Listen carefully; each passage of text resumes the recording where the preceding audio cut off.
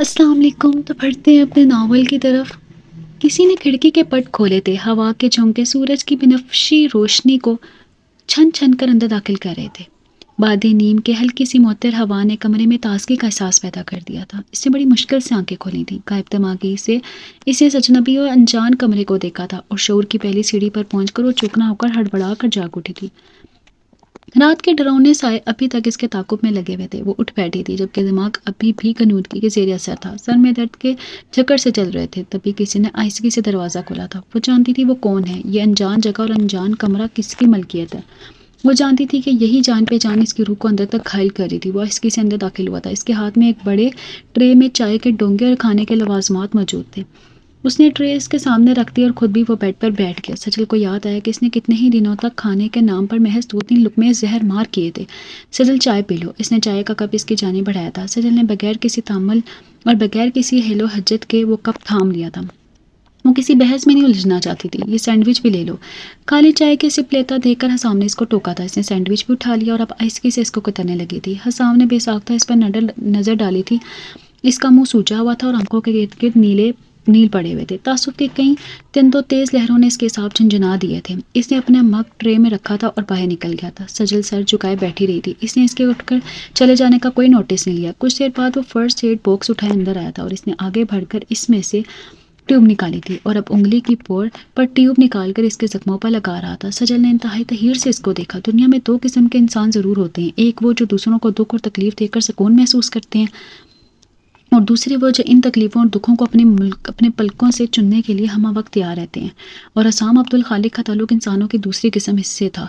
चाय का कप इसके हाथों में कांप रहा था। दूसरे हाथ में पकड़ा सैंडविच फर्श पर गिर चुका था। असाम ने चाय का मग इसके हाथ से ले लिया था और सैंडविच उठाकर वापस प्लेट में रख दिया था। वो इसके दाएं गाल पर ट्यूब लगा रहा था। इसके पूरे चेहरे पर एक रात पहले की वहशत के निशान तरोताज़ा थे। जो ही वो इसके चेहरे पर ट्यूब लगाता इसके मुंह से निकलने वाली हल्की सी सिसकारी इसको गमो गुस्से में मुब्तला कर देती थी। जब वो ट्यूब लगा चुका तो सजन ने ज़ारों कतार रोना शुरू कर दिया था। इसने इंतहाई तहीर से इसकी जानिब देखा। वो रोते रोते हुए इसके कंधे से जा लगी। हसाम को इस वक्त नन्ही सी बच्ची लगी थी। वो इसके बालों को सहला रहा था कि अचानक धाड़ की आवाज़ से दरवाज़ा खोलकर मोहतशिम पागलों की तरह अंदर दाखिल हुआ था। ओह, तो यहाँ ये रंगरलियाँ मना रहे हो तुम लोग। वो अरबी में चीख चला रहा था। वो हसाम का गिरबान पकड़कर झंझोड़ा था। सजल हिसाम के पीछे हो गई थी। फिर हिसाम इसकी जानिब मुड़ा। सजल, जो कुछ तुमने मुझे बताया था वो सच है ना? हसाम के लहजे में यकीन था। वो डगमगाया नहीं था और ना ही किसी शक को शुबा का शिकार हुआ था। इसने इस बात में सारे ला दिए थे। इसकी बात सुनने के फौरन बाद इसने मुहतशिम को पीछे धक्का दिया था। वो पीछे पड़ी टेबल के ऊपर जा गिरा था। गिरने के 2 मिनट बाद वो उठकर हसाम की जानिब लपका था और इसने पैर दर पे कितने ही घूंसे इसके मुंह पर दे मारे थे।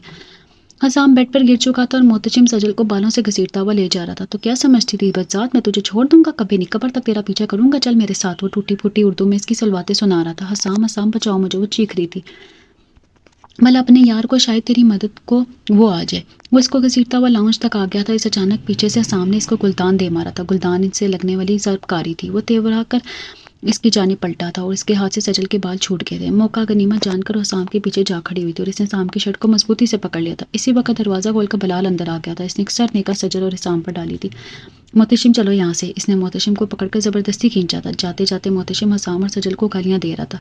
हसाम का मुंह सूज चुका था और इसमें मजीद लड़ने की सकत नहीं थी। वो वरना मोहतशिम जो गालियाँ दे रहा था ना वो नाकाबिले बर्दाश्त थी। इसके जाने के बाद हसाम ने दरवाज़ा बंद कर लिया था और को ड्राइंग रूम में आकर बैठ गया था। इस वक्त इसको सजल पर चीखना चलाना चाहिए था क्योंकि ये जो कुछ हो रहा था इसकी जिम्मेदारी सरासर सजल पर आयद होती थी। इसके बुए हुए को हसाम काट रहा था। इसका मुंह सूज चुका था और सुबह की इस अचानक अफताब ने इसको घर पर रहने पर मजबूर कर दिया था। यकीनन वो अंदर बैठकर रो रही होगी। इसने अधखुले दरवाजे से अंदर झांकने की कोशिश की। इसका जिस्म कांप रहा था।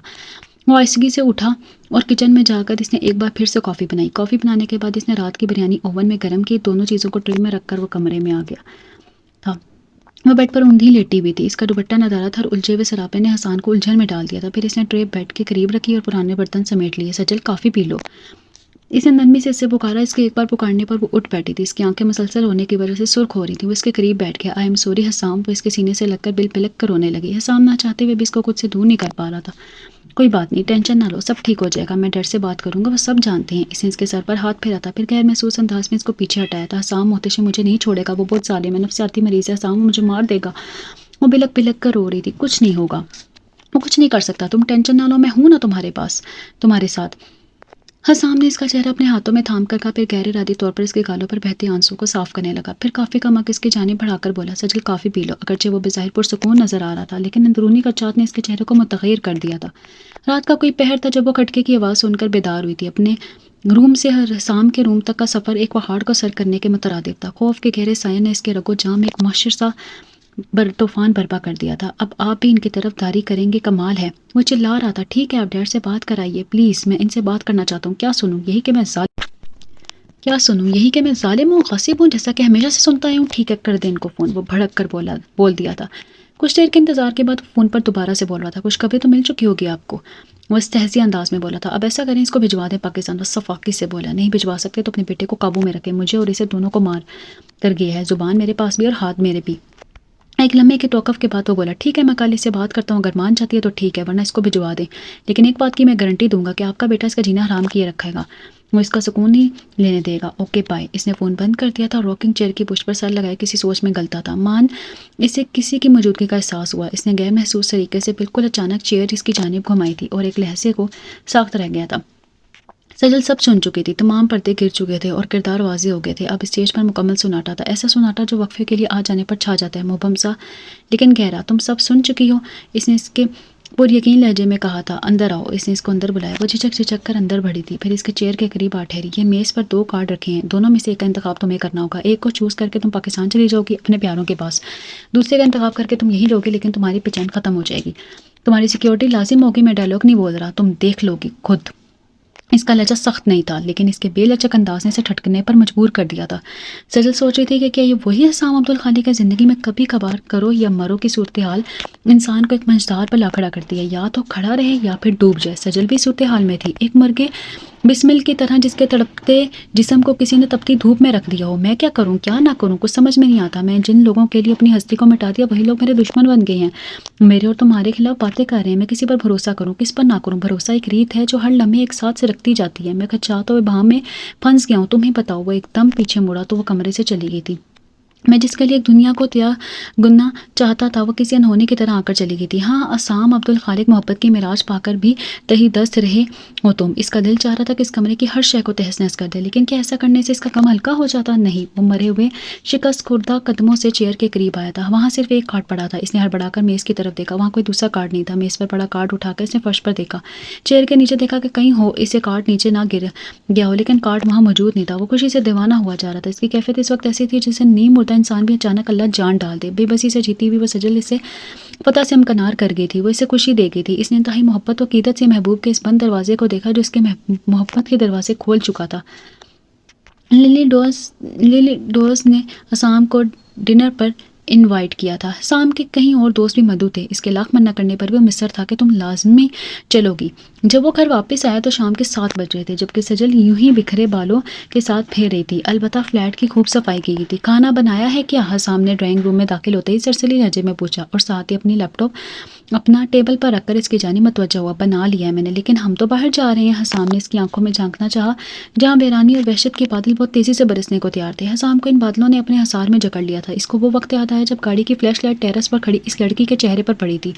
اسی بے ساختہ ہنسی نے اس کو مبہوت کر دیا تھا۔ وہ ٹک ٹکی باندھ کر اس کو دیکھ رہا تھا۔ حسام کی نظروں کا ارتکاز ایسا تھا کہ سجل ناگواری سے پیچھے ہٹی تھی اور منہ میں کچھ بڑبڑائی بھی تھی۔ وہ مسمرائز ہو چکا تھا۔ میں نہیں جاؤں گی حسام، اس کے کہنے پر وہ چونکا تھا۔ اس نے بے تاثر لہجے سے اس کی جانب دیکھا، وہ بار بار پلکیں چپکا رہی تھی۔ وہ روئی نہیں تھی، لیکن اس کا لہجہ کمزور پڑ رہا تھا۔ سجل جو کبھی ایک مضبوط چٹان کی طرح تھی، اب کسی بوسیدہ عمارت کی مانند بکھر رہی تھی۔ وہ تباہ حالی کا شکار تھی اور قسمت کی ستم ظریفی پر شکوہ کناں تھی، لیکن اس کی آنکھیں صرف پردوں کو چاک کر دیا کرتی تھی، اور ابھی وہ یہی کام بحسن خوبی سے انجام دے رہی تھی۔ کوشش کروں گی تو بھول پاؤ گی، وہ اس کے قریب آ کر بولا۔ کیا بھولنا اتنا آسان ہے؟ وہ روحانسی لہجے میں بولی۔ نہیں آسان تو نہیں ہے بھول پانا، حسام نے ہڑبڑا کر کہا۔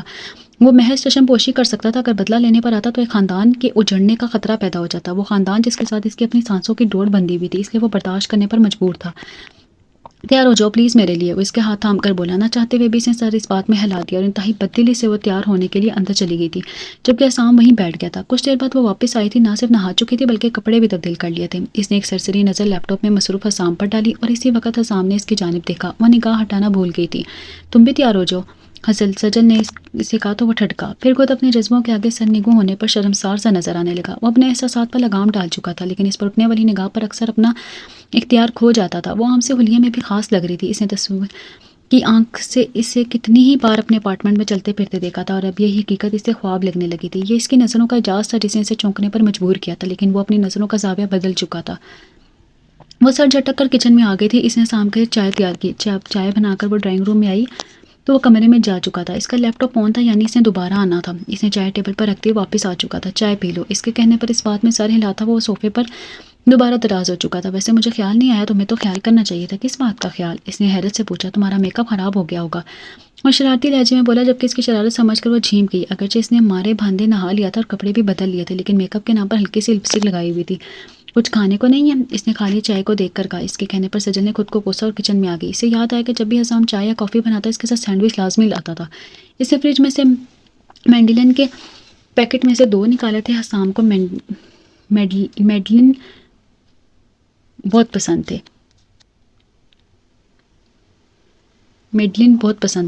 اس نے اسے بتایا تھا کہ جب وہ پیرس گیا تھا تو وہاں اس کے ایک دوست نے اسے کھلائے تھے۔ بیروت آنے کے بعد حسام نے خود بھی ٹرائی کیا تھا کہ وہ میڈلن بنائے، لیکن وہ ٹیسٹ اور ٹیکسچر پیدا نہیں کر پایا تھا جو وہاں سے کھائے تھے۔ اس کا دوست اکثر اسے بھیجتا رہتا تھا۔ شروع میں جب حسام کے ساتھ اس نے فیس بک پر بات چیت شروع کی تھی تو وہ اکثر اسے میڈلن کھاتا۔ ایک آدھ بار اس نے پوچھا کہ یہ بتاؤ تم مجھے میڈلن کیوں بلاتے ہو؟ بس ویسے ہی، اس کا جواب تھا۔ تم بھی مجھے کچھ کہہ سکتی ہو، میں برا نہیں مناؤں گا۔ میں اگر تمہیں کہوں گی تو اردو یا انگلش میں کہوں گی، کیونکہ نہ تو میری فرینچ اچھی ہے اور نہ ہی مجھے عربی آتی ہے، اور اردو تمہاری سبحان اللہ ہے، ہر لفظ کا اپنے حساب سے معنی گھڑ لیتے ہو۔ اس نے معنی خیز انداز میں لکھا تھا۔ اس کے بعد اس نے اسمائلنگ فگر بھیجا تھا۔ پھر اس کا میسج آیا، سجل کچھ نہیں۔ اتنا سسپینس کریٹ کر کے وہ محض اتنی سی بات کہہ دیتا۔ پہل تو سجل مایوس ہوئی، پھر وہ سمجھ گئی کہ وہ یوں ہی اس کو تنگ کرنے کے لیے کہتا ہے، اور پھر کبھی کبھار پڑھائی میں مصروفیت کی وجہ سے وہ اس کے میسج کا رپلائی نہ کر پاتی تو وہ احتشام کو میسج کر دیتا۔ احتشام دوڑتا ہوا آتا۔ حسام کی میڈلن کھو گئی ہے، وہ ڈھونڈ رہا ہے، نہیں مل رہی، تم آ کر بتاؤ اس کو۔ کیا مطلب؟ وہ گھونچ کی رہ جاتی۔ مجھے نہیں پتا، اس نے جو کہا ہے وہی کہہ رہا ہوں۔ ویب کو آن کر کے بتاؤ ایڈیٹ۔ وہ زیر لب اس کو گالیوں سے نوازتی اور ویب آن کرتی۔ اس کے ویب آن کرنے کے ساتھ ہی حسام کے میسیجز آنا شروع ہو جاتے۔ وہ جھنجھلا کر لکھتی، کیا ہے؟ سلام۔ جواب فوراً آتا، نہ چاہتے ہوئے بھی سجل کو ہنسی آ جاتی۔ Are you okay? وہ پھر کہتا، بس آئی ایم اوکے۔ وہ جواب بھیجتی، کہاں تھی؟ مصروف تھی۔ وہ تو میں بھی تھا، لیکن ایسی بھی کیا مصروفیت کے بھول جاؤ۔ وہ شکوہ کرتا، کیا ہوا سجل؟ تم اندر نہیں آئی؟ میں پریشان ہو گیا تھا۔ وہ ایک جھٹکے سے ماضی سے حال کی جانب لوٹی تھی۔ اس کے ہاتھ میں میڈلن کا پیکٹ جوں کا توں تھا۔ اوہ، تم یہ لینے آئی تھی؟ اس نے انتہائی پیار سے ان کو دیکھا۔ سجل کو بہت حیرت ہوئی۔ تمہیں یہ اچھے لگتے ہیں؟ آئی لو اٹ۔ اس نے اس کے ہاتھ سے ایک میڈلن لیا اور منہ میں رکھا، پھر بولا، چلو بھائی دیر ہو گئی ہے، تم چائے پیو گی؟ اس کے نہیں کہنے پر اس نے انتہائی کنجوسی کا مظاہرہ کرتے ہوئے پیکٹ فریج میں رکھ دیا تھا۔ حالانکہ سجل اس میں سے ایک لینا چاہتی تھی، لیکن وہ کہہ نہیں پائی تھی۔ ایسا کرو، منہ دھو لو، اس نے مشورہ دیا۔ وہ چہرے پر آنسوں کے نشان ہے نا، اس لیے۔ وہ یہ کہہ کر اندر چلا گیا تھا۔ سجل نے نہ چاہتے ہوئے بھی منہ دھو لیا۔ جب وہ واپس آئے تو وہ ڈرائنگ روم میں صوفے پر آڑا ترچا لیٹا ہوا تھا۔ سامنے ٹی وی چل رہا تھا اور اپنی گود میں لیپ ٹاپ کھول کر بیٹھا تھا، اور ساتھ میں بیک وقت کو کہیں کام کرنے کی عادت بھی تھی۔ شروع میں جب وہ نیٹ پر اس سے بات کرتا تو اکثر یوں ہی کیا کرتا تھا۔ ایک سوال کا جواب کافی دیر سے آنے پر وہ جھنجھلا کر کہتی، میں جا رہی ہوں۔ کہاں جا رہی ہو؟ جواباً فوراً آتا، جہنم میں۔ وہ کون سی جگہ ہے؟ وہ انجان تھا یا انجان بن کر ٹائپ کرتا، جہاں پر تم جیسے لوگ جاتے ہیں۔ تم نہیں جا سکتی میرے ساتھ، وہ ریکویسٹ کرتا۔ مجھے تمہارے ساتھ جانے کا کوئی شوق نہیں ہے۔ وہ چڑ جاتی، please please please please please. اس کے بعد پلیز کا نہ ختم ہونے والا سلسلہ شروع ہو جاتا کہ وہ بے سختہ ہنس پڑتی۔ پھر کسی سیریس موضوع پر بات کرتے ہوئے اچانک پوچھتا، اچھا یہ بتاؤ، ناراض کیوں تھی؟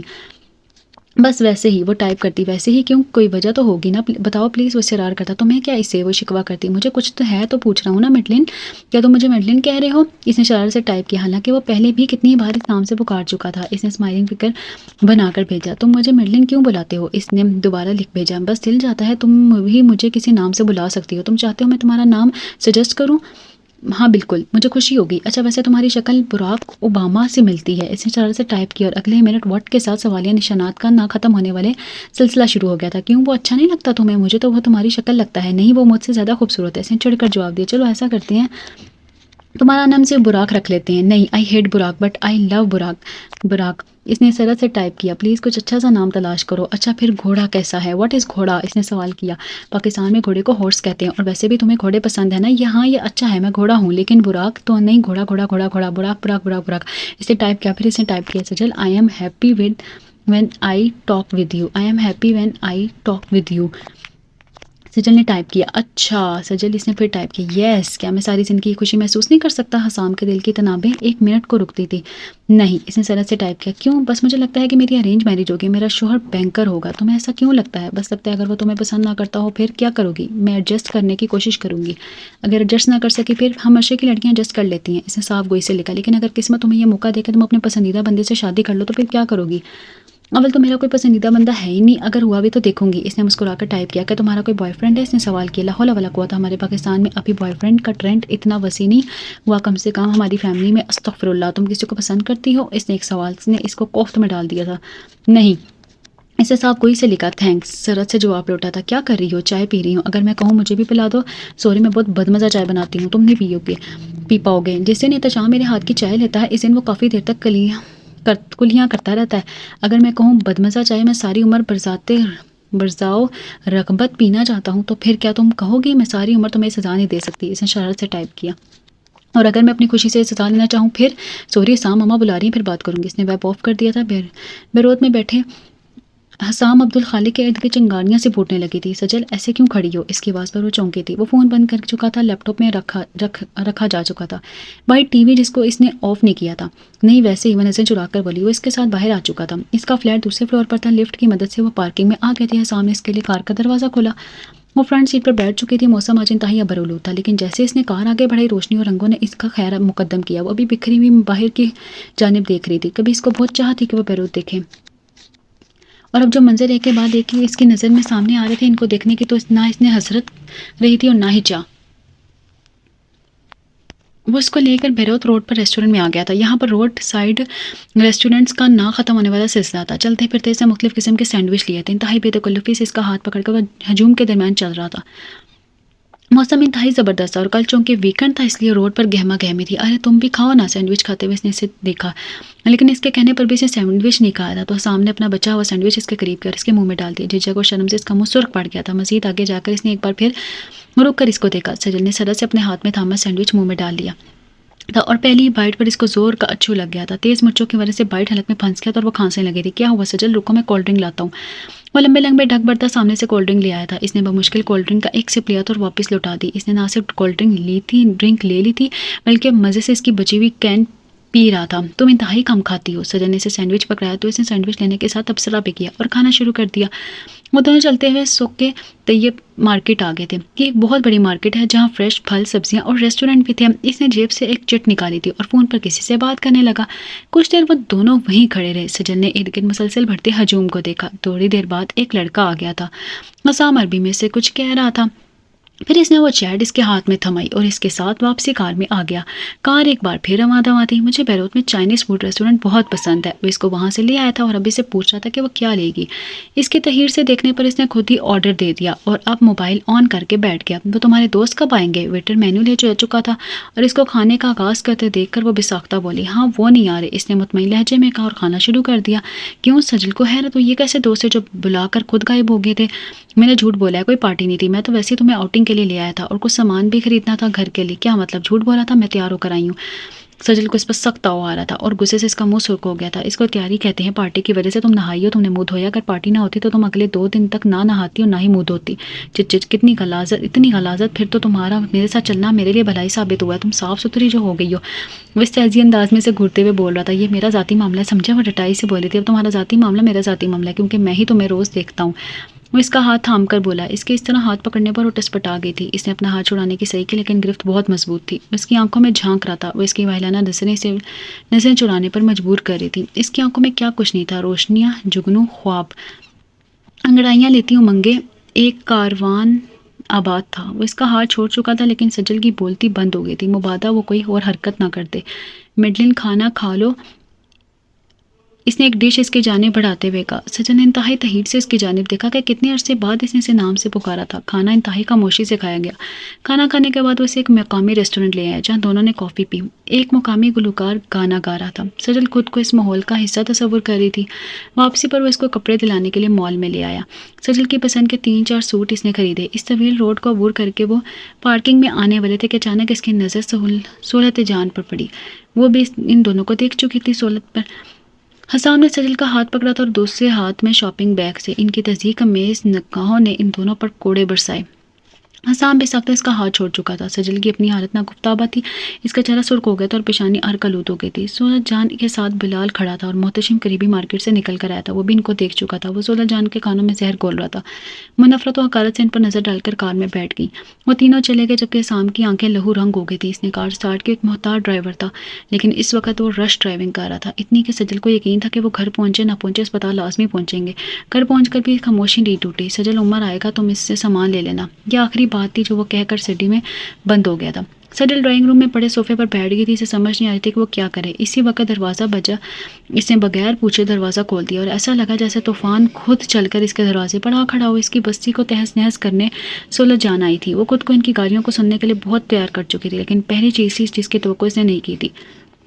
मेरी गोद उजाड़ कर क्या मिला है तुम्हें? मेरे बेटे को मुझसे बदजन कर दिया है क्या? इसी दिन के लिए मैं तुम्हें ब्याह कर लाई थी, वो बहन करने के अंदाज में बोल रही थी। और इसी वक्त इस चड्डी का दरवाज़ा खोलकर अजाम बाहर आया था।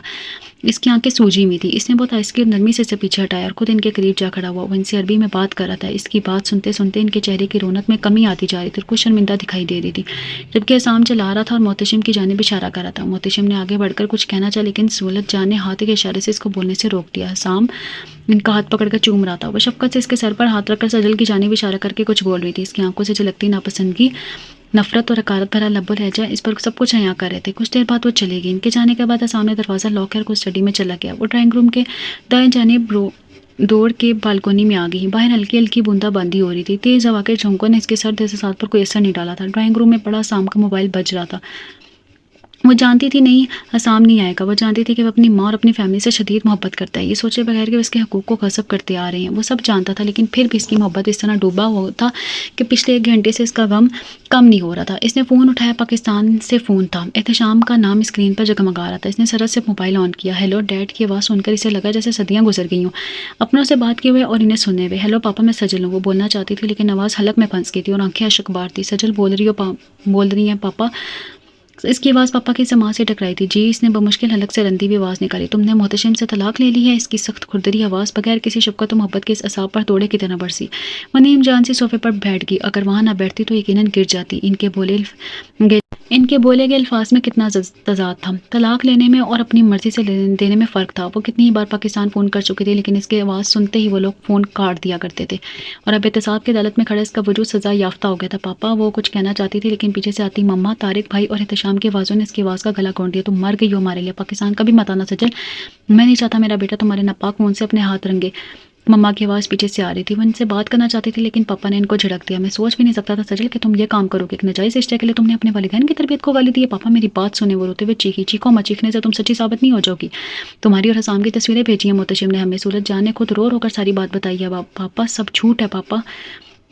वो इनको सब कुछ बताना चाहती थी लेकिन फ़ोन इसके हाथ से नीचे गिर गया था। इसके जहन में वो चारों तरफ आवाज़ें आवाज़ें, शोर ही शोर था। एक तूफान था जो किस चीज़ को तहस नहस कर रहा था। माजी में गुजारे अयाम की झलकियाँ और हाल की तस्वीरें गुडमुड हो रही थी। वो क्या थी और अब क्या हो गई थी? तमाम तस्वीरें आपस में उलझ गई थी। कोई वाज़ेह शक्ल ना बनती थी और ना धुंधलाई शक्ल काबिल शनाख्त थी। शादी से पहले का दौर जिसमें इसके ख्वाब थे और खुश रंग तितलियों को पकड़ने की जुस्सदी थी। फिर शादी के बाद का दौर जिसमें ना सिर्फ ज़हनी और जिस्मानी तकलीफ थी बल्कि रूह को घायल करने के अजाब दर अजाब सह कर वो इस मुकाम पर पहुंची थी। और अब ये वक्त था जिसमें मलामत और फटकार के बुलंदो बाला पहाड़ थे जिसका मलबा इसकी हस्ती को दागदार कर रहा था। वो सोफे से नीचे गिर गई थी और इसका जहन बड़ी तेज़ी से तारीकियों का सफ़र कर रहा था।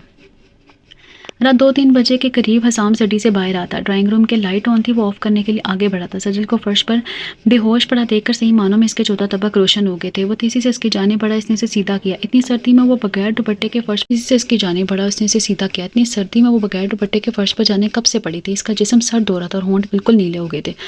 इसे तेज़ी से इसकी हथेलियाँ मनी और इसके गाल तपतपाए लेकिन इसमें कोई हरकत नहीं हुई। इसने इसे बाजू में उठाकर अपने कमरे में ले आया। इसको बेड पर लटाकर इसने 2 कंबल इस पर डाल दिए।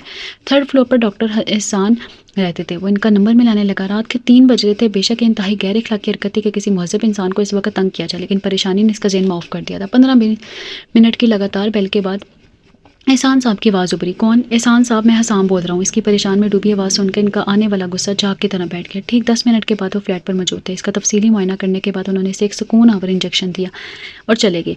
वो इसके बेड के करीब चेयर रखकर बैठ गए। इसके बेताबा बेचैन नजरें इसके चेहरे का तवाफ कर रही थी। जिस सजल से वो पाकिस्तान में मिला था वो सजल की परछाई भी नहीं थी। वो कुछ ही अरसे में क्या से क्या हो गई थी।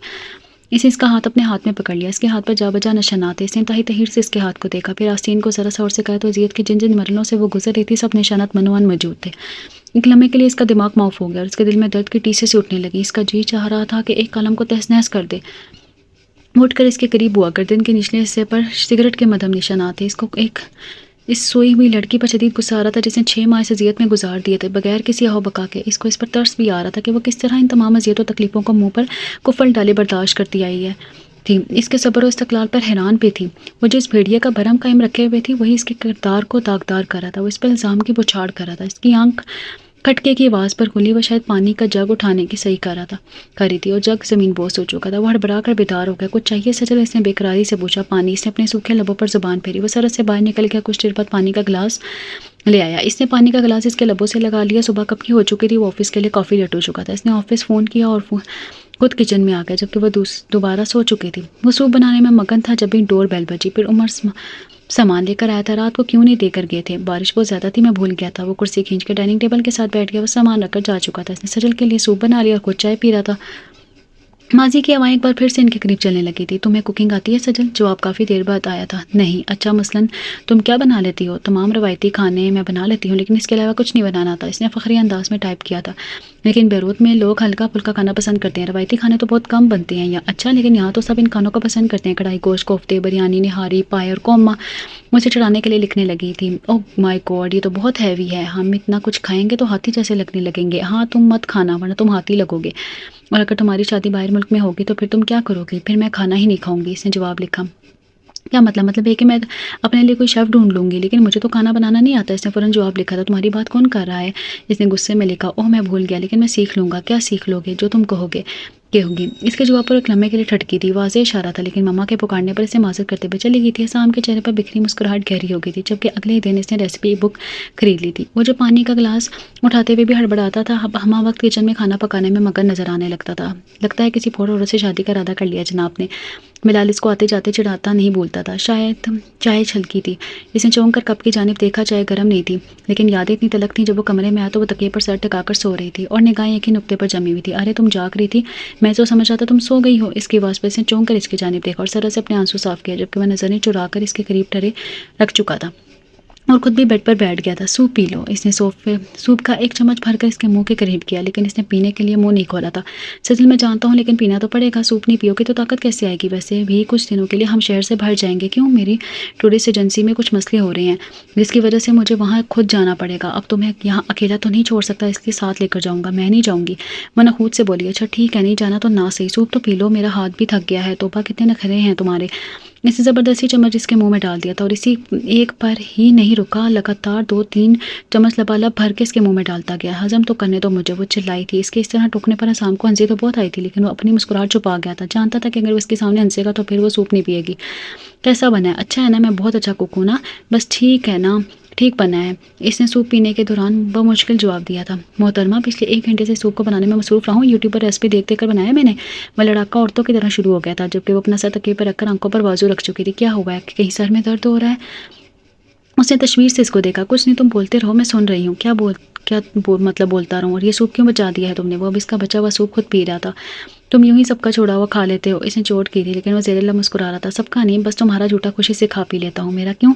اس نے چاپ سے اسے دیکھا تھا. بس دل چاہتا ہے مجھے اچھا لگتا ہے. تم کچھ دیر آرام کر لو میں جب تک اپنا کام کر لوں. وہ یہ کہہ کر چلا گیا تھا جبکہ اس نے دوبارہ سے سر پر بازو رکھ لیے تھے. اس کو آج فون کر کے تیاری رہنے کے لیے کہا تھا. وہ آج اسے اپنی ٹریولنگ ایجنسی دکھانے جا رہا تھا. بیروت میں اس کی بہت بڑی ایجنسی تھی. اس کے اپنے ٹورسٹ بسیں تھیں. شروع میں سامنے اپنے بھائی بلال کے ساتھ یہ کام شروع کیا تھا. پھر جب یہ کام چلا نکلا تو دونوں اب علیحدہ مختلف جگہوں پر اسے چلا رہے تھے. وہ بددلی سے تیار تو ہو گئی تھی لیکن موسم کے بگڑے تیور دیکھ کر اپنا ارادہ تک کر چکے تھے. لیکن نظام نے گھر آتے ہی جلدی کرو کا شور مچا دیا تھا. لیکن نظام آج موسم خراب ہے. جانتا ہوں ہم پیدل نہیں جا رہے. اگر بارش ہوگی تو پھر اس نے ایک عرض تراشا. میں تمہیں بھیگنے نہیں دوں گا. اس اطمینان سے اور واش روم میں گھس گیا. اگر ہم کل چلتے اس کے واش روم سے نکلنے کے ساتھ ہی وہ بولی.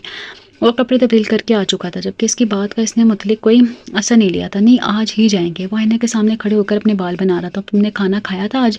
بڑی جلدی خیال آ گیا تمہیں میرے کھانے کا. دیکھ لو مجھے خیال آ تو گیا ہے ورنہ تم نے تو کبھی مجھ سے پوچھا ہی نہیں کہ میں نے کب کھانا کھایا. حد ہے کہ نہیں. شکوہ جواب ہے شکوہ شروع ہو چکا تھا اور سجل تو کسی طور پہ پیچھے ہٹنا نہیں چاہتی تھی. مجھے پتا ہے کھا لیا ہوگا اس لیے نہیں پوچھا. खुद पर मरकूज इसकी नज़रों से नज़र चुराते हुए बोली, हाँ जी सुबह पी लिया था। वो मुंह बनाकर बोला, फिर इसके करीब ठहर कर अपना मोबाइल चेक करने लगा। क्या पी लिया था? वो तो जैसे सोई, तुम्हारे लिए जो सूप बनाया था बस वही पिया है तो पूरे दिन में, और क्या पिया है? इसके जवाब पर सजल बेसाख्ता हंसने लगी, जबकि मैं तहीर से देख रहा था। फिर जानबूझकर चढ़कर बोला, हंस क्यों रही हो?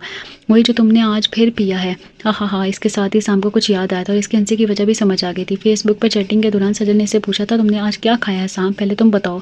मैंने कुछ नहीं, इसने जवाब में लिखा। क्यों? मैं डाइटिंग कर रही हूँ। क्यों? तुम तो इतनी स्मार्ट हो, आजकल मोटी हो रही हो। झूठ, तुम मोटी हो ही नहीं सकती, इस तरह तो तुम बीमार पड़ जाओगी। अच्छा मुझे छोड़ो, ये बताओ तुमने क्या खाया आज? इसने हद से ज़्यादा मुतफक्कर होकर से कई बार देखा था। वो इसकी छोटी सी छोटी बातों पर यूं ही परेशान हो जाया करता था।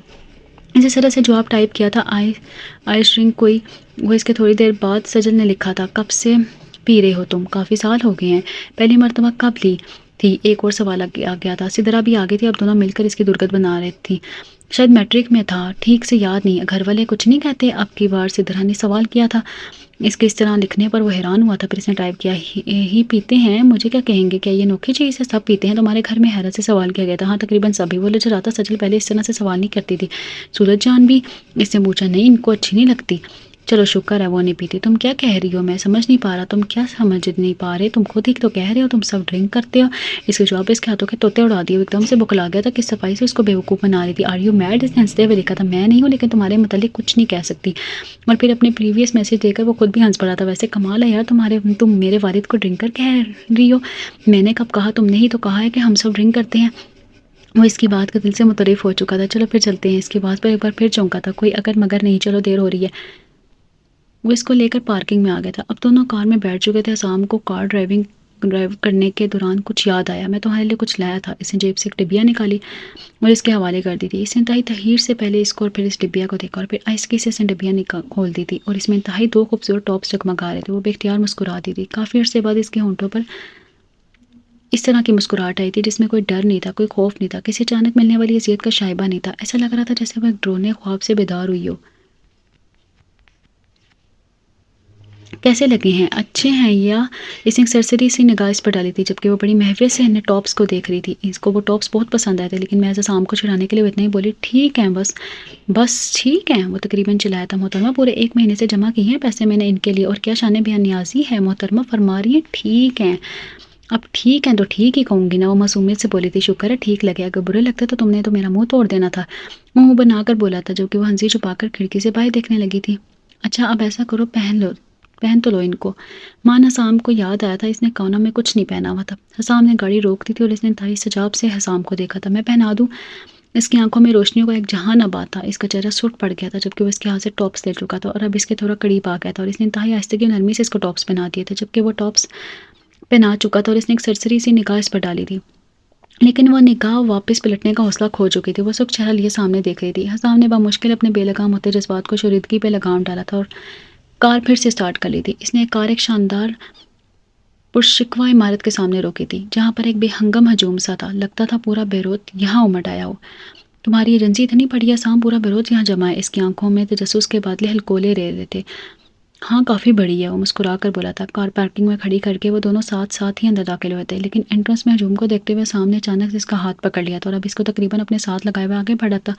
मर्दों औरतों में जगह बनाते हुए एक ऐसा वक्त भी आया जब इस सामने इसके कंधे के गिर्द अपने बाजू माइल कर दिए थे। तहफ़्फ़ुज़ के एहसास ने इसको अपने सार में ले लिया था। वो मुख्तलिफ रास्तों से होते हुए एक बहुत बड़े हॉल के दरवाजे पर पहुँच चुके थे, जहाँ हर कोई सिक्योरिटी एहलकार कार्ड चेक कर रहे थे। हसाम ने 2 पंफलेट निकाल कर इनको दिया था, जिस पर उन्होंने मोहर लगाई हुई थी, और इसको पंफलेट वापस कर दिए थे। 3rd row please. उन्होंने तीसरी रो की जानिब इशारा किया था, जबकि सजल ने इंतहाई सरासीमगी से इसको देखा था। सामने एक बहुत बड़ा स्टेज था जिसमें मुख्तलिफ आलात मौसीकी नस्ब थी। वो तीसरी रो में आ चुके थे। हम कहाँ आ गए हैं हसाम? इसने शाम से पूछा था। ये बेरोत का सबसे बड़ा म्यूज़िक हॉल है। दुनिया भर से फ़नकार यहाँ पर परफॉर्म करने आते हैं। यहाँ टिकट मिलना इंतहाई मुश्किल है। लास्ट ईयर शकीरा ने यहाँ परफॉर्म किया था। वो म्यूज़िक हॉल की तारीख बता रहा था, जबकि गुस्से से बेजवाब खा रही थी। क्या तुमने झूठ बोला था शाम के? तुम मुझे अपनी एजेंसी दिखाई लाए हो, और पिछली बार तुमने मुझसे पार्टी के मुतालिक झूठ बोला था। तो क्या करता? तुमसे सच कहता। तुम कभी ना मानती, से झूठ बोलना पड़ा। वो पॉपकॉर्न खाते हुए कह रहा था। तुम कितने झूठे हो ना। इसने तिलमिला कर कहा। पॉपकॉर्न का पैकेट इसे छीन लिया था। हाँ मैंने झूठ बोला था। तुम हमेशा गैर से बोले कि झूठ को सच समझती हो, और मेरे सच को कभी तुमने सच नहीं समझा। वो बिल्कुल सीरियस था। वो इसकी बात का मफहूम समझ गई थी। पता नहीं शायद इसकी आंखों में कुछ पड़ गया था, एकदम से जलन होने लगी थी। आंखों में धुंध फैल रही थी। प्लीज़ सजल, अब इन्हें अपनी तुम्हारे आंसू इतने अर्जा नहीं है कि तुम इनको यूं लुटाती फिरो। وہ انگلی سے اس کے آنسو صاف کرا تو سجل روتے ہوئے اس کے کندھے سے جا لگی تھی۔ پچھلی رو میں بیٹھتے ہوئے بلال اور محتشم نے انتہائی خوشمگین نظروں سے اس منظر کو دیکھا تھا۔ سجل رو رہی تھی اور اپنا سر حسام کے کندھے پر رکھے ہوا تھا، جبکہ حسام اس کے سر کو سہلا رہا تھا۔ اس کے آنسو پونچھ رہا تھا۔ ہمارے گھر رکیں گے وہ لوگ؟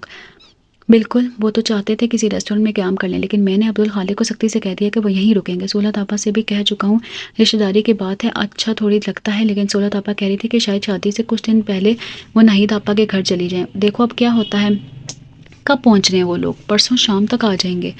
کون آ رہا ہے مما؟ سجل نے سرت سے ڈائننگ ٹیبل پر اپنی انٹری دی اور احتشام کی جگہ پر آ بیٹھی۔ اس کا اور احتشام کا ہمیشہ سے اس بات پر جھگڑا ہوتا تھا کہ ڈیڈ کے ساتھ والی چیئر پر کون بیٹھے گا۔ سولہ جان کی فیملی آ رہی ہے، مما نے بریڈ پر جام لگاتے ہوئے مصروف انداز میں کہا۔ چوہیا پھر یہاں آ کر بیٹھ گئی ہو، سائڈ پر جاؤ، احتشام تل بناتا ہوا بولا تھا، اور طارق بھائی کی ڈانٹ پر وہ خاموش ہو گیا تھا۔ جانتا تھا کہ وہ سجل کی سب سے بڑے سپورٹر ہیں۔ طارق بھائی آپ یہاں آ جائیں نا میرے ساتھ۔ سجل نے شرارت سے احتشام کو دیکھا جو اس وقت تاب کھا رہا تھا۔ طارق بھائی مسکراتے ہوئے اس کے ساتھ والی چیئر پر بیٹھ گئے تھے، جبکہ احتشام اپنے دانت پیستا ہوا اس کے عین سامنے والی چیئر پر بیٹھ گیا تھا۔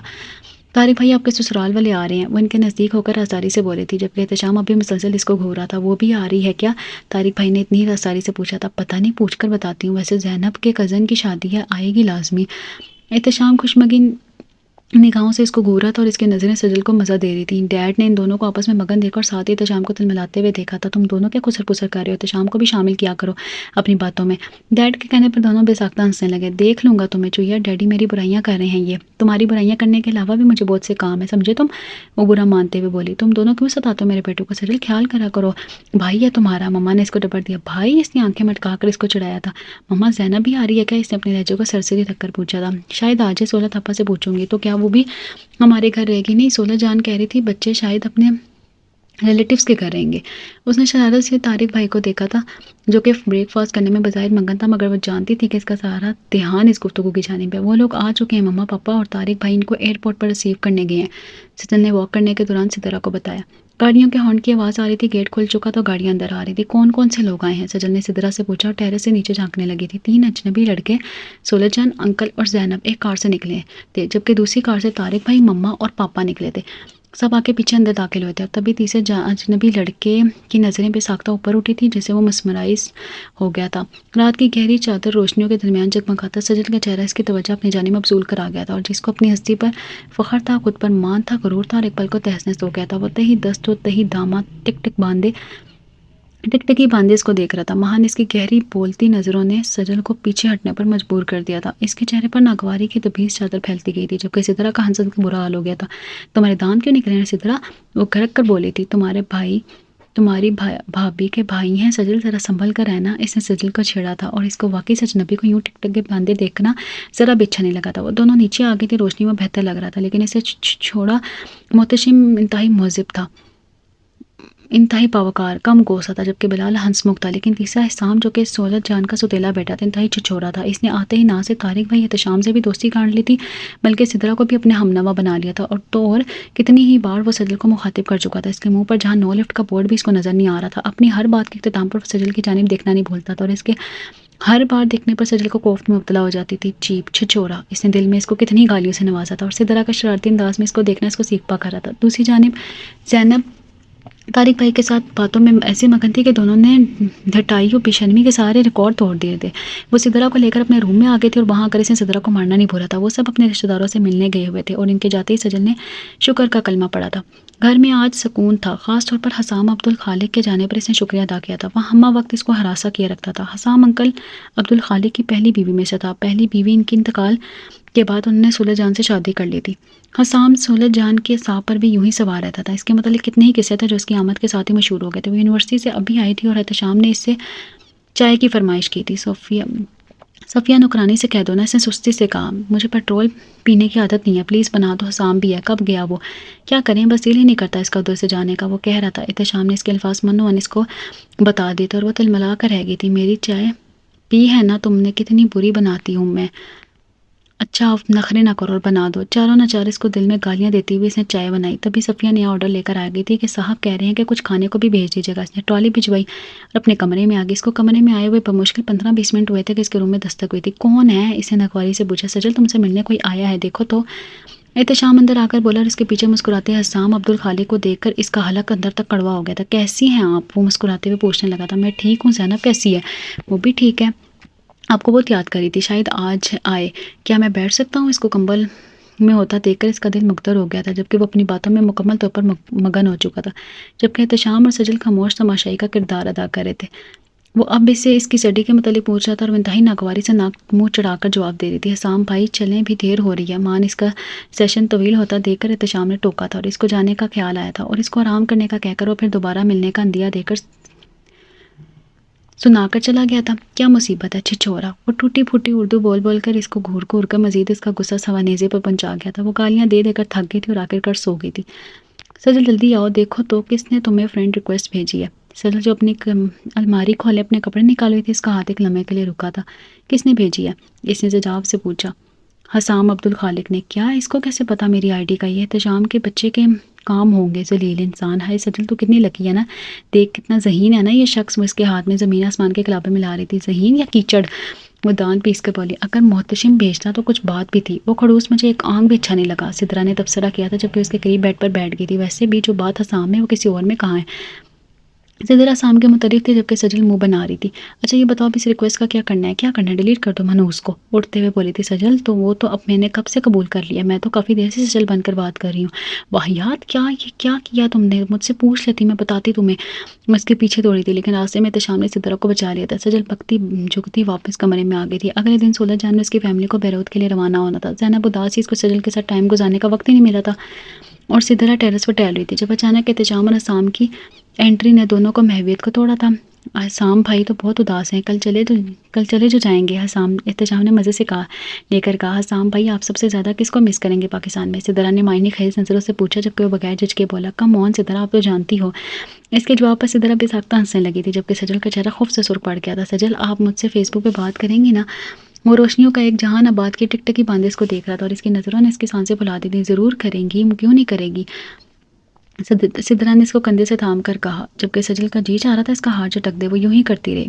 وہ چلا گیا تھا اور جانے کیوں سجل کو کچھ ادھورا لگ رہا تھا اور ان 15 دنوں میں 15 بار ان کے گھر آتا تھا۔ کبھی سی ڈیز دے جاتا تو کبھی بکس دے جایا کرتا تھا۔ سجل نہ چاہتے ہوئے بھی اس کے متعلق سوچے جا رہی تھی۔ دنوں میں 15 بار ان کے گھر آتا تھا، کبھی سیڈیز دے جاتا تو کبھی بکس دے جایا کرتا تھا۔ سجل نہ چاہتے ہوئے بھی اس کے متعلق سوچے جا رہی تھی۔ بیروت پہنچنے کے ساتھ ہی وہ اس کو جانے کتنے ہی میسج کرتا رہا تھا۔ وہ کئی بار اس کے میسج پڑھتی تھی لیکن جواب نہیں دیتی تھی اور ایک دن جب اس نے اس کو جواب دینا شروع کیا تو دونوں کو بات کرتے ہوئے 2 گھنٹے گزر گئے۔ تو اتنا برا اور اتنا بھی چچورا نہیں تھا جتنا کہ وہ سمجھتی تھی۔ حسام تمہاری ہابیز کیا ہیں؟ اس نے SMS کیا تھا۔ مجھے ٹورزم کا بہت شوق ہے، بیروت میں میری اپنی ٹورسٹ ایجنسی ہے، مستقبل میں اپنا ایک ریسٹورنٹ کھولنے کا ارادہ رکھتا ہوں، اکثر گھومتا پھرتا رہتا ہوں، اس کے علاوہ بکس پڑھتا ہوں، ہسٹری کلچر کے متعلق پڑھنا میرا شوق ہے، گانے سنتا ہوں اور آج کل آئی لو ٹو ٹاک وتھ سجل، اس کے آخری الفاظ کو اس نے بمشکل ہضم کرنے کے ساتھ ساتھ نظر انداز کرنے کی کوشش کی تھی۔ سجل میں تمہارے متعلق جاننا چاہتا ہوں۔ مثلاً کیا جاننا چاہتی ہو؟ تمہاری ہابیز، تمہارے متعلق سب کچھ۔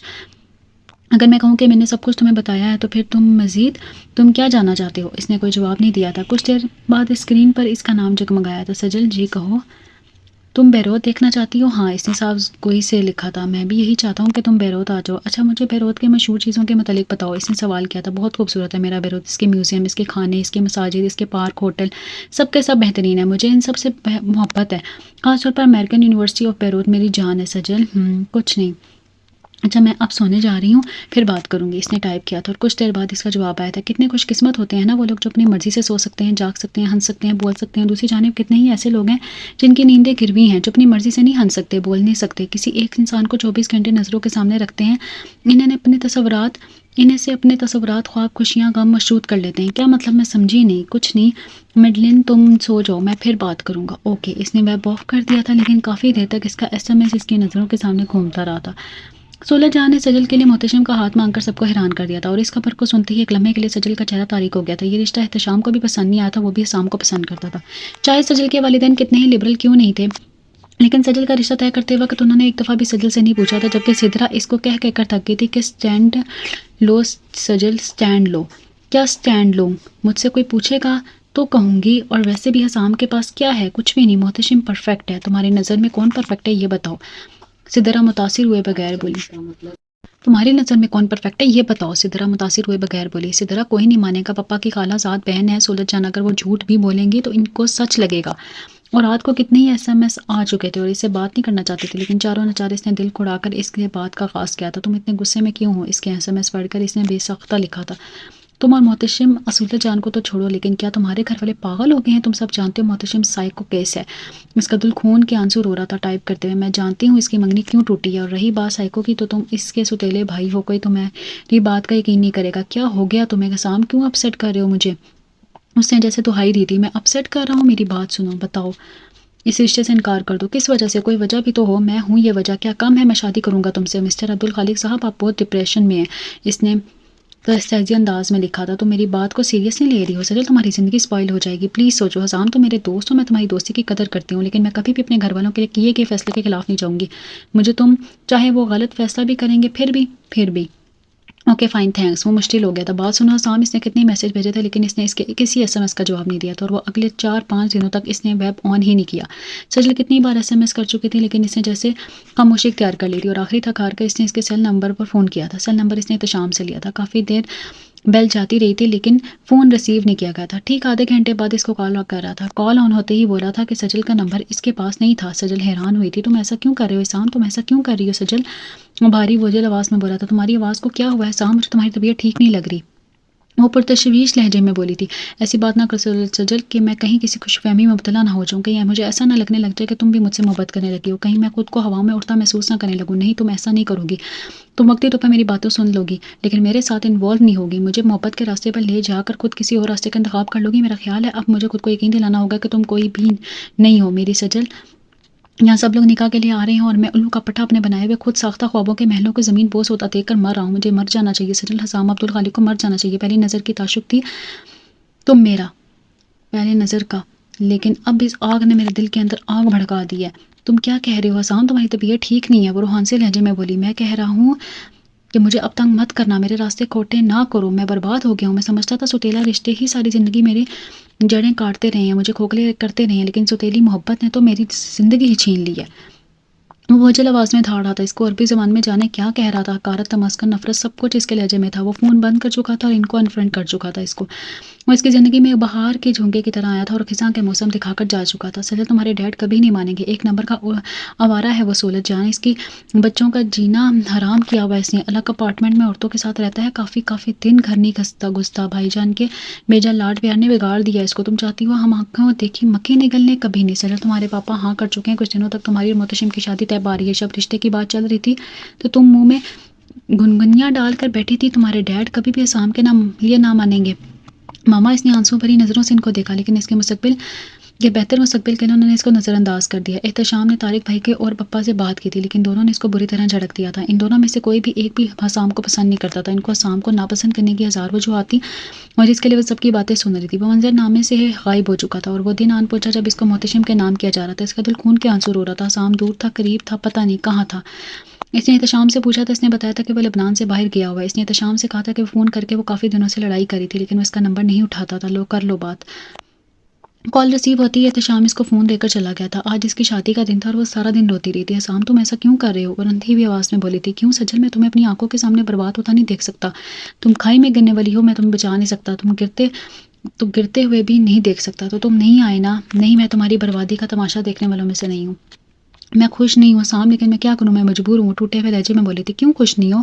تم اچھا ہے، تم سب کا آئیڈیل ہے، چھچورا نہیں ہے، لڑکیوں کو دیکھ کر پاگل نہیں ہو جاتا۔ امی سجل میں تمہارے لیے دعا بھی نہیں کر سکتا، میرا دل قرب میں مبتلا ہے، جی چاہتا ہے خودکشی کر لوں، لیکن پھر سوچتا ہوں تم نے کبھی بھی مجھ سے محبت کے دعوے نہیں کیے۔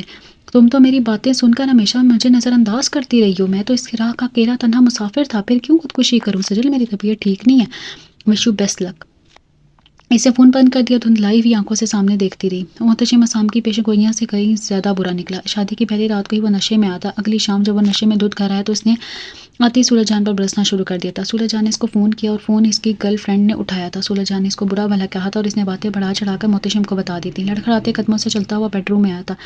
آتے اس نے غلط باتیں اور حرکتیں شروع کر دی تھی جو وہ سہتی رہی تھی، سنتی رہی تھی۔ اتنا سننے کے باوجود وہ بہری نہیں ہوئی تھی اور فون پر اپنی گرل فرینڈ کے میسیجز اس کو دکھاتا رہا۔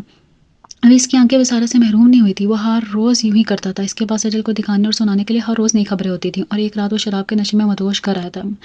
لیکن وہ مستی میں جھوم رہا تھا۔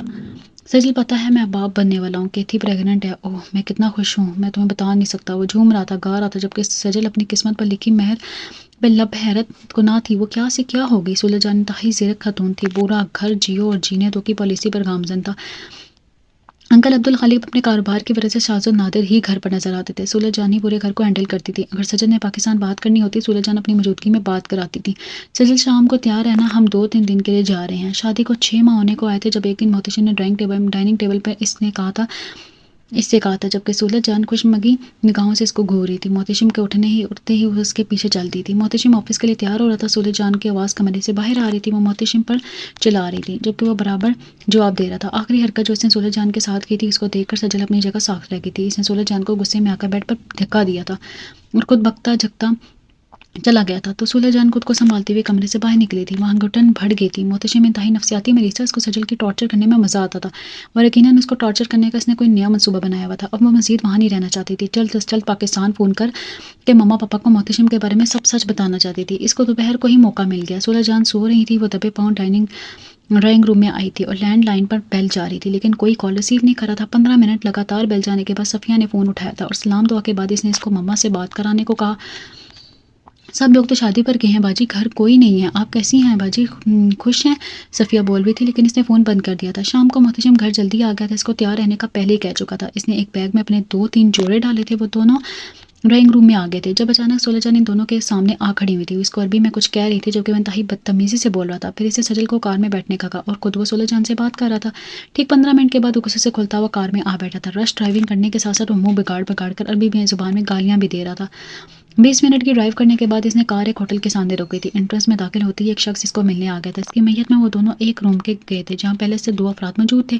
اس کو وہاں رکنے کا کہہ کر خود جا رہا تھا۔ کہاں جا رہے ہو محتشم؟ اس نے خوفزدہ لہجے میں پوچھا۔ تمہیں ان کے پاس چھوڑ کر جا رہا ہوں، تم 2 دن ہی رہو گی ان کے ساتھ۔ ناگاساکی اور ہیروشیما پر جس طرح بمباری ہوئی تھی ویسی بمباری سجل کے دماغ میں ہوئی تھی۔ اس حد تک غلیظ ہوگا وہ سوچ بھی نہیں سکتی۔ تم ایسا نہیں کر سکتے محتشم، اگر تم ایسا کرو گے تو یاد رکھنا پاکستان میں تمہاری بہن موجود ہے۔ سجل بے خودی سے چلائی تھی، جانتا ہوں، لیکن اگر تم میری بات نہیں مانو گے تو میں تمہیں چھوڑ دوں گا، میرا بزنس ڈوب رہا ہے۔ سجل میری بات مان لو پلیز، یہی وہ لوگ ہیں جو مجھے بچا سکتے ہیں، تم میری بیوی ہو، تمہیں میری مدد کرنی چاہیے۔ تم اتنے بے غیرت ہو سکتے ہو، میں سوچ بھی نہیں سکتی۔ سچ کہا تھا سامنے سام، تمہارا عاشق اس کا پڑھایا ہوا سبق ہے، وہی سانپ ہے جو ہماری آستینوں میں بیٹھ کر وار کرتا ہے۔ اگر تم میری بات نہیں مانو گے تو طلاق لے کر پاکستان جاؤ گی، سمجھی؟ تم وہ غرایا تھا دے دو تم جیسے انسان کے ساتھ رہنا بھی نہیں چاہتی۔ وہ نڈر و بے خوف لہجے میں بولی، تجھے کرنا ہوگا وہی سب کچھ جو میں کہہ رہا ہوں، دیکھتا ہوں تو کیسے نہیں مانتی۔ اس نے ایک زوردار تھپڑ اس کے دائیں گال پر مارا تھا، بھاری مردانہ ہاتھ کا نشان اس کے گال پر سخت ہو کر رہ گیا تھا۔ لعنت تو تم پر۔ سجل نے پوری قوت سے اس کو دھکا دیا اور اس دھکے کے لیے تیار نہیں تھا، اس لیے اپنی جگہ سے ہلا تھا اور باہر دروازے کی جانب لپکی تھی۔ محتشم پاگلوں کی طرح اس کے پیچھے بھاگ رہا تھا اور عین انٹرنس میں اس کو پکڑنے میں کامیاب ہو گیا تھا۔ چھوڑو مجھے ورنہ میں چلاؤں گی۔ وہ اپنا بازو چھڑانے کی صحیح کر رہی تھی جبکہ وہ اس کو گھسیٹتا ہوا لے جا رہا تھا۔ تمہیں میری بات ماننا ہوگی ورنہ میں تمہارا وہ حال کروں گا کہ تم خود کو پہچان نہیں پاؤ گی۔ بازو چھوڑو میرا جنگلی انسان۔ وہ ایک بار پھر چلائی تھی۔ 3-4 لوگ اور 2 سیکیورٹی اہلکار ان کے ارد گرد جمع ہو گئے تھے۔ وہ عربی زبان میں ان سے پوچھ رہے تھے تو وہ تعویلیں دے رہا تھا، وضاحتیں دے رہا، جبکہ سجل کا دایاں گال سوجا ہوا تھا جس کا سراپا ان کو پوچھنے پر مجبور کر رہا تھا، اور پھر اس کی توجہ ہوا تھا جبکہ سیکیورٹی اہلکار پولیس کو بلا رہے تھے۔ چلو میرے ساتھ، میں نہیں جاؤں گی۔ ٹھیک ہے جاؤ، تم آزاد ہو، میں تمہیں طلاق دیتا ہوں، طلاق دیتا ہوں، طلاق دیتا ہوں، یہ کہہ کر وہ بکتا جھکتا چلا گیا تھا اور وہ تہی دست و دامہ ہوٹل سے باہر آ رہی تھی۔ ہجوم میں جہاں سے وہ گزرتی لوگ اس کو راستہ دے دیتے تھے، کہاں جائے، کس کو مدد کے لیے پکارے۔ اجنبی شہری ان لوگوں میں شناسا کوئی بھی نہیں تھا۔ وہ صدمے میں ادھمی اسی ہوٹل کی سیڑھیوں پر آ بیٹھی، اس کا گال سوجا ہوا تھا، دائیں آنکھ سے پانی بہہ رہا تھا۔ وہ اندھے کنویں میں تو جا گری تھی، اب تو نکلنے کا راستہ تلاش کرنا تھا۔ تبھی کار کی لائٹ اس پر پڑی، وہ ساکھ سی ہو گئی۔ اس نے سر اٹھا کر نہیں دیکھا تھا، اب سر اٹھانے کے لیے کچھ بچا ہی نہیں تھا۔ مسلسل لائٹ پڑنے پر اس کے چہرے کے کدوکال اس کا بے ترتیب حلیہ اس کی نظروں میں آ گیا تھا۔ وہ کار سے نکل کے تیزی سے اس کی جانب بڑھا تھا۔ سجل تم یہاں کیا کر رہی ہو؟ پرتشویش لہجے میں اس نے پوچھا تھا اور وہ جو نیم جان سے تھی شناسا سی آواز سنتے ہی بے ہوش ہو گئی تھی۔ اس کو آسام کے اپارٹمنٹ میں رہتے 6 ماہ ہو گئے تھے۔ اس دوران گھر والوں سے رابطہ کرنے کی کوشش کرتی رہی مگر وہاں کوئی اس سے بات کرنے کو تیار نہ تھا۔ محتشم نے اسام پر سجل کے اغوا کا مقدمہ کر دیا تھا۔ مجبوراً اسام کو سجل سے نکاح کرنا پڑا۔ وہ جانتا تھا کہ سجل نے مارے باندھے اس رشتے کو قبول کیا ہے۔ محتشم غصے میں ان کی جانب بڑھنے لگا تھا لیکن لوگوں کا ہجوم بہت زیادہ تھا، اس کو انتق آنے میں ٹائم لگتا، اور پھر دوسرا یہ کہ بلال اس کا بازو پکڑ کے اس کو سمجھا رہا تھا۔ سجل باقاعدہ کانپ رہی تھی جبکہ اسام نے اس کو اپنے اور قریب کر لیا تھا اور محتشم کو چڑھانے کے لیے اس نے اس ہجوم میں سے سجل کے گرد اپنا بازو حمائل کر لیا تھا۔ وہ اس کے بکھرے بال سمیٹ رہا تھا۔ اس وقت حسام کا موبائل بجا تھا۔ اس نے فون کان سے لگا لیا تھا۔ جی ڈیڈ، میں یہاں کام سے آیا ہوں۔ وہ شرارتی انداز میں سجل کو دیکھ رہا تھا۔ سجل جی میرے ساتھ ہے، آپ کی باقی اولادیں بھی موجود ہیں، بس آپ کی بیگم کی کمی ہے، ان کو لے کر آپ آ جائیں، مزہ آئے گا، وہ ہنس کر کہہ رہا تھا۔ ریسیپی وہ بیان دے گا، وہ بیان دے کر گھٹ چلیں، شکر آپ کو یقین تو آیا، چلیں پھر بات ہوگی۔ اس نے فون بند کر دیا تھا۔ کیا کہہ رہے تھے انکل؟ ہوٹل البورٹ میں ڈیڈ کو 2 ایسے اہلکار ملے ہیں جو یہ گواہی دیں گے کہ محتشم نے تمہیں ان کے ساتھ نے طلاق دی ہے۔ ان کے بیانات کل جمع ہوں گے۔ اور دوسری خبر بہت مزیدار ہے۔ کون سی خبر؟ تمہارے والد نے تمہیں آف کر دیا ہے۔ اس کے پیروں کے نیچے سے صحیح معنوں میں زمین نکل گئی تھی۔ تم نے اپنی شادی سے پہلے مجھ سے شادی کرنے کا بولا تھا۔ اپنی مما کو وہ پوچھ رہا تھا، اس بات میں سارے لایا تھا جیسے اپنے گناہوں کا اعتراف کر رہی ہو۔ بس پھر تو ان کا تمہیں آنکھ کرنا بنتا ہے نا۔ لیکن اس بات کو سن کر تمہیں ہواؤں میں اڑا ہوں مڈلین۔ وہ اس کو گہری بولتی نظروں سے دیکھ رہا تھا۔ پرفارمنس شروع ہو چکی تھی۔ اب کیا ہوگا؟ سام پورے ہال میں خاموشی سی چھا گئی تھی۔ صرف سروں کی آوازیں آ رہی تھی، صرف سنگر گا رہا تھا، سب لوگ مبہوت ہو کر سن رہے تھے۔ وہ بھی کھویا ہوا تھا۔ کچھ نہیں ہوگا، بے فکر ہو، ڈیڈ کو سب پتہ ہے۔ یہ سورج جان کی خواہش تھی، اپنے بیٹے کو سدھارنے کے لیے انہوں نے یہ سب کچھ کیا تھا۔ محتشم بہت خطرناک ہے سام، کچھ نہیں کر سکتا۔ اگر کر سکتا ہوتا نا تو کر چکا ہوتا۔ اتنے ثبوت ہے نا کہ عمر قید تو مل ہی جائے گی اسے۔ اس نے ایسے سے اس کا ہاتھ پر اپنا ہاتھ رکھ کر دلاسا دیا تھا۔ سام کے میرے گھر والے مجھے نہیں اپنائیں گے؟ یہ وہ واحد پھانس تھی جو ابھی تک اس کے حلق میں اٹکی ہوئی تھی۔ کیوں نہیں اپنائیں گے؟ ہم اگلے ماہ ڈیڈ کے ساتھ پاکستان جائیں گے۔ انکل چلیں گے نا؟ اس نے تائید چاہی۔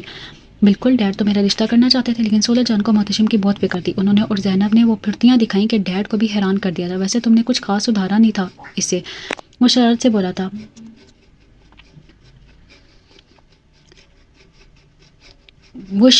بولا تھا۔ سدھار تو میں تمہیں بھی نہیں سکی تھی۔ اس نے دو بدو جواب دیا تھا۔ خیر یہ تو نہ کہو، اتنا تو سدھر گیا ہوں، لوفر پن ختم ہو گیا ہے، بغیر بتائے گھومتا پھرتا نہیں ہوں، اچھے شوہروں کی طرح گھر جلدی آ جاتا ہوں، بیوی کو فل ٹائم دیتا ہوں، کوئی گرل فرینڈ بھی نہیں ہے، فیس بک پر بھی صرف اپنی بیوی کو جوائن کرنے کا ارادہ رکھتا ہوں۔ یعنی جو کچھ گھنٹے میں سکون کے گزارنا چاہوں گی تم وہاں بھی مجھے نہیں چھوڑو گے۔ بالکل، تمہیں پتہ چلے گا سام عبدالخالق تمہیں کتنا چاہتا ہے، پہلی ہی نظر میں دیوانہ ہوا ہوں۔ اور جانتے ہو اس وقت میں نے تمہارے متعلق کیا رائے قائم کی تھی؟ سجن نے مسکرا کر کہا۔ سام نے اس کا ہاتھ اپنے ہاتھ میں لے کر دبایا تھا۔ جانتا ہوں، پھر مسکرا کر بولا۔ کیا؟ اس تیمانی کے اس مسکراہٹ ہونٹوں پر سے جا کر بوجھا، چچورا، لوفر، یہی کہا ہوگا۔ تمہارے چہرے کے ایکسپریشن بتاتے تھے، پھر بھی تم باز نہیں آتے تھے، کیوں؟ وہ متجسس ہوئی تھی۔ وہ اس لیے کہ مڈلین اس طرح سے پہلے کسی نے اپنے سحر میں نہیں پھونکا تھا مجھ پر۔ وہ اس کے ہاتھوں پر اپنا ہاتھ رکھ کر بولا تھا۔ وہ مسکرا دی تھی۔ کیا اس دن کے لیے میں نے اپنی پھولوں جیسی بیٹی کو آپ کے حوالے کیا تھا؟ سولہ جان کے اس کا یہ حال کیا ہے تم نے، اوپر سے وہاں بیٹھ کر آپ ہمیں کیا کیا کہانی سناتی رہی ہیں۔ پاپا کی گرجدار آواز پورے ہال میں گونج رہی تھی، جبکہ سجل کا رو رو کر برا حال ہو رہا تھا۔ سجل اور حسام کل ہی پاکستان پہنچے تھے، لیکن حسام اس کو ہوٹل لے آیا تھا۔ رات کو ڈیڈ نے ان کو ادھر آنے کا کہا تھا، اور دونوں جب یہاں پہنچے تو سولہ جان اور انکل عبدالخالق کو دیکھ کر وہ حیران ہوئی تھی۔ سولہ جان کسی مجرم کی طرح سر جھکائے بیٹھی ہوئی تھی۔ سولہ جان کو تنگ کرنے کے لیے سامنے اس کی آستینوں پر کر کے دکھائی اور بولا، ذرا پوچھے یہ ان کے نارمل بیٹے کے کرتوت ہے جس کا چرچا سولت مما پورے جہان میں کرتی تھی۔ اس کے بازو پر نشان دیکھ کر طارق بھائی اور پپا بھڑک اٹھے تھے۔ طارق بھائی تو غصے میں زینب کو چھوڑنے کا کہہ رہے تھے۔ سولت مجھے بیٹی بنا کر لے گئی تھی نا تم، میری بچی کو اس لیے بنا کر گئی تھی بیٹی کہ تمہارا وہ نفسیاتی بیٹا اس کا یہ حال کرے۔ اگر میرا طارق تمہاری زینب کے ساتھ ہی کچھ کرتا پھر کیا کرتی؟ تم یوں ہی خاموشی سے بیٹھی رہتی؟ میں شرمندہ ہوں بلقیس بھابھی، تمہاری شرمندگی سے کیا ہوگا؟ تم نے جان بوجھ کر چھپائے ہیں اپنے بیٹے کے کارنامے ہمارے سے۔ اگر حسام نہ ہوتا تو آپ کا بیٹا سجل کو قبر میں اتار کر دم لیتا۔ ایسا کریکٹر لیس اور نفسیاتی مریض بیٹا ہے آپ کا۔ اس کے کارنامے تو بہروت میں بیٹھے آپ کے سارے رشتہ داروں نے سنائے ہیں۔ سجل تم آرام کرو۔ وان مما کو سجل کی ابتر حالت کا خیال آیا۔ سجل اتنا چلی گئی تھی جبکہ طارق نے صاف کہہ دیا تھا کہ سولہ جان کے ساتھ اس کی بیٹی کو بھی رخصت کر دیا جائے۔ وہ کسی صورت بھی زینب کو اپنے گھر میں نہیں رکھے گا۔ پھر ڈیڈ کے سمجھانے بجانے پر وہ خاموش تو ہو گیا تھا، لیکن اس کے تیور دیکھ کر فی الحال زینب نے کچھ عرصہ بیروت چلے جانے میں عافیت سمجھی۔ سولہ جان اور عبدالخالق واپس بیروت جا چکے تھے۔ حسام پاکستان تیسری بار آ چکا تھا، جس کے لیے وہ پاکستان آیا تھا۔ اس کے پاس اس کے لیے ٹائم ہی نہیں تھا۔ کبھی پتہ چلتا وہ سو رہی ہے تو کبھی مما کے ساتھ مارکیٹ گئی ہے تو کبھی ڈرائنگ روم میں محفل جما کر بیٹھ جاتی تھی۔ وہ لاگ اس کو متوجہ کرنے کی کوشش کرتا، لیکن وہ انجان بن جاتی یا پھر کہیں کترا کر گزر جاتی۔ ابھی بھی ایسا ہی ہوا تھا۔ بقرہ عید کا چاند نظر آ گیا تھا۔ سب لوگ باہر شور و گل کر رہے تھے، دعائیں مانگ رہے تھے، اور وہ ٹیرس پہ چکر لگا کر اپنے چاند کو دیکھنے کے لیے ترس رہا تھا۔ باقی سب لوگ ڈرائنگ روم میں جمع تھے۔ زینب واپس آ چکی تھی۔ وہ طارق کے بچے کی ماں بننے والی تھی، اور اسی بات نے طارق کے پیروں میں زنجیریں ڈال دی تھی۔ وہ اکھڑا سا تھا، جبکہ دوسری جانب حسام غصے سے پیچوتاب کھا رہا تھا۔ ذرا بھی پرواہ نہیں ہے میری جو تیسری بار پاکستان آیا ہوں، دیکھ لیتی کہ اس کی وجہ سے آیا ہوں، ورنہ یہاں میرا کون ہے اس کے سوا؟ لیکن نہیں جی، وہ کیوں دیکھے گی؟ بھاڑ میں جائے شوہر۔ وہ چکر لگا کر بول کر کرسی پر بیٹھ گیا تھا۔ تبھی وہ کافی کا مگ ہاتھ میں لیے اوپر آ گئی۔ علیہ السلام، تم ادھر بیٹھے ہو اور میں تمہیں پورے گھر میں ڈھونڈتی پھر رہی ہوں۔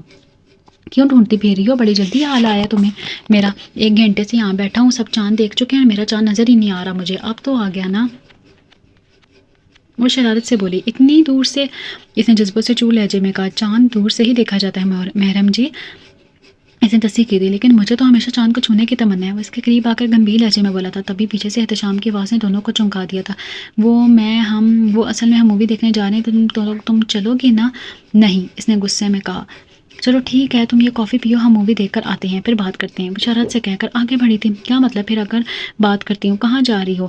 وہ اس کے سامنے آ کر بولا تھا، مووی دیکھنے جا رہے ہیں نا، خبردار تم نہیں جا سکتی کبھی۔ وہ دھونس بھرے لہجے میں بولا تھا، میں نے کہا نا نہیں۔ وہ غصے میں بولا تھا، تم ایسے کیوں کہہ رہے ہو؟ وہ اس کے غصے سے متاثر ہوئے بغیر بولی، بول سکتا ہوں، شوہر ہوں تمہارا۔ وہ روب جما کر بولا، تو پھر بولتے رہو، میں جا رہی ہوں۔ غصے میں بولی تھی لیکن آگے نہیں بڑھ سکی تھی کیونکہ وہ محض 2 قدموں کے فاصلے پر کھڑا تھا۔ جا کر دکھاؤ ذرا۔ وہ اس کے اور قریب ہوا تھا، اتنا کہ سجل کے بال اب اس کے چہرے کو چھو رہے تھے۔ اچانک موسم ابر آلود ہو گیا تھا۔ دیکھو رو دوں گی اگر تم غصے میں بولے، اس نے دھمکی دی تھی۔ اچھا نہیں بولوں گا غصے میں، پلیز مت جاؤ۔ وہ اس کے بالکل قریب ہوتے ہوئے بولا، حتیٰ کہ اس کے بال اس کے چہرے پر پھر سے بکھر گئے تھے۔ اچھا نہیں جاتی۔ ایک دم سے پیچھے ہٹی تھی اور چیئر پر بیٹھ کر کافی پینے لگی تھی جو کہ ٹھنڈی ہو گئی تھی۔ میرے لیے نہیں لائی، تمہارے لیے ہی لائی تھی، وہ ہنستے ہوئے بتانے لگی تھی، جبکہ وہ دوسری چیئر پر بیٹھنے کی وجہ اس کے عین قدموں میں بیٹھ کر چیئر کے بازو پر اپنا سر ٹکا چکا تھا اور دوسرے بازو پر اپنا ہاتھ رکھ چکا تھا۔ کیا ہوا؟ سجل نے انتہائی آہستگی سے اس کے بالوں کو چھوا تھا۔ کچھ نہیں، اس نے سر جھکایا میں نفی میں سر ہلایا، پھر سر اٹھا کر اس کو دیکھا، مسکرا کر بولا، آئی لو یو میڈلین۔ اس کی آنکھوں میں محبتوں کا ایک جہان آباد تھا۔ آئی نو ڈیڈ، اس نے سر جھکا کر کہا۔ اس نے آہستگی سے اس کے ہاتھ سے کافی کا کپ لیا اور اب بچی بھی کافی پی رہا تھا، جبکہ دوسرا ہاتھ اس نے اس کے ہاتھ پر رکھا ہوا تھا۔ لو جی، یہاں بیٹھے ہیں دونوں اور پورے گھر میں ڈنڈورا مچی ہے کہ میاں بیوی بھاگ گئے ہیں۔ سدرا اور احتشام کی اچانک انٹری نے دونوں کو بکھلا دیا تھا۔ احتشام ایک دم کھڑا ہو گیا تھا۔ سدرا کچھ بھی تو سوچ سمجھ کر بولا کرو، سدرا نے اس کو گھور کر کہا، جبکہ احتشام نہ صرف اس سچویشن کو انجوائے کر رہا تھا بلکہ سدرا کے ساتھ مل کر اس پر فقرے بھی چسکا رہا تھا۔ کیسی بہن ہو تم، اپنا گھر تو بسا رہی ہے چچورے لوفر کے ساتھ اور بھائی کا ذرا بھی خیال نہیں ہے تمہیں۔ احتشام نے سدرا کو دیکھ کر کہا، جبکہ سجل کے ذہن میں دھماکہ سا ہوا تھا، پہلے یہ بتاؤ کس نے بتایا تمہیں کہ میں احتشام کو چچورا لوفر کہتی ہوں؟ وہ دونوں آستینیں چڑھائے میدان میں اتر آئی تھی۔ سجل مجھے فون پر بتاتی تھی، احتشام نے بھانڈا پھوڑا تھا۔ سدرا کی بچی روپ میں بتاتی ہوں۔ وہ سدرا کے پیچھے بھاگی تھی لیکن سدرا نے نیچے کی طرف دوڑ لگا دی تھی۔ پیچھے دھند دوڑ رہی تھی، جبکہ حسام اور احتشام دونوں اس سچویشن کو انجوائے کر رہے تھے، اس امید کے ساتھ کہ اب کسی خزاں کا گزر نہیں ہوگا اور ان کی زندگیوں میں روشن راستے صاف اور واضح تھے۔ ناول کا نام ہے اس کار محبت میں۔ ناول کا نام ناول چینل کے ڈسکرپشن باکس میں بھی موجود ہے، تو آپ وہاں سے بھی ناول کا نام پڑھ سکتے ہیں۔